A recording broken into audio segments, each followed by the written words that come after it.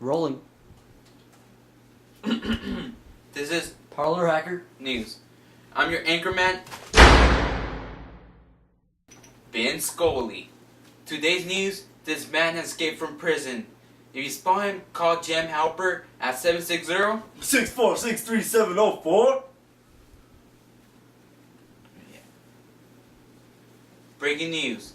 We spotted Guy Montag. He has agreed to interview with us. Going live to him now. Aren't you gonna cut to Montag? Thanks, Vin.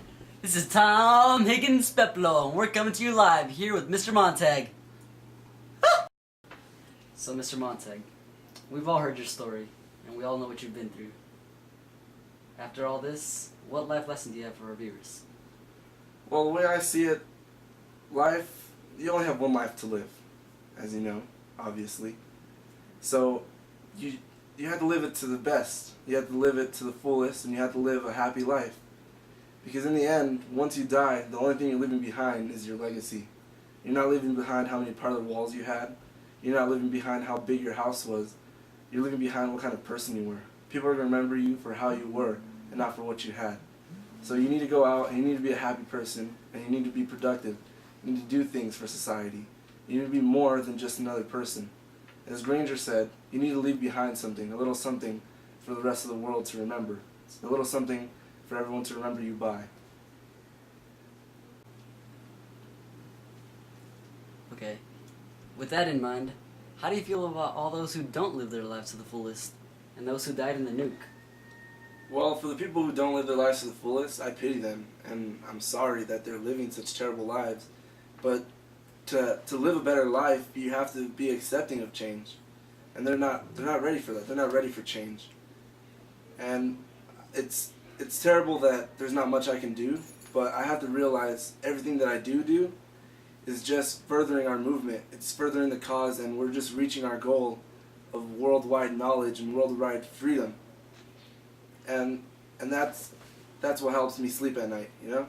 That's what makes this all worth it. And as far as people in the nuke, it does go hand in hand with this. Because we wiped out a lot of the people who aren't ready for change and who are holding back our movement. And as terrible as it sounds, you have to have a better look on this. Sometimes you have to take a sad song and make it better. We have to understand that even though it's terrible that so many lives were lost, it's all for a better cause. That everything is for a reason, and the reason for that was to help knowledge, even if the people who brought the nukes in the first place don't understand that. Alright, so what would you say inspired you to changing from a fireman to the person that you are today? Clarisse, definitely. She's just the person that she was, so free-spirited and so aware of everything around her and of life and knowledge and happiness. And when she asked me if I was happy, and I realized that I wasn't, that I had never been happy, not since I was a kid. And just from her, just being around her, just knowing her inspired me to find something better, to live a life like hers. It opened my eyes to see that there's a better life. The life that I'm living is the life that I was living. It was nothing, and I could be living something so much better. And she helped me realize that. And if it hadn't been for Clarisse, I don't think I'd be where I am today.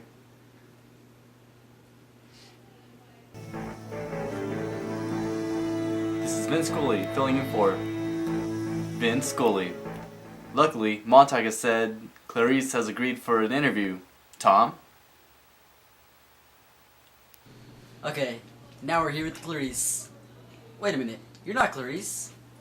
Well, she couldn't actually be here in person, but I have her right here on Faber's communication device. And I'm going to answer all her questions as though she was here answering them in person. Okay then. Well, Clarisse, everyone thinks you're dead. What's the story on that? Well, I was hit by a car, and so that's where they came up with the story for me to be dead. But in reality, I just went to another city just because they had discovered me. They didn't discover me, but they realized that I was different and that I was sort of causing a ripple effect in their city, and so I just thought it'd be safer if I left. And how do you feel knowing that you're one of the few that lives free as you do? Well, I'm happy. I mean, I was raised by my parents and my uncle to be free and understanding of everything, of the beauty of life and everything around me, and I'm happy for it all. I'm happy that I've had the chance to live such a beautiful life, and that I'm above everyone else in a sense, not in the sense that I'm superior and that I'm better, but in the sense that I'm living a happier life than they are, and that my life, in the sense of happiness and fulfillment, is better. But by saying that, I'm also sad that the rest of the people aren't happy and that they aren't living beautiful lives as I am.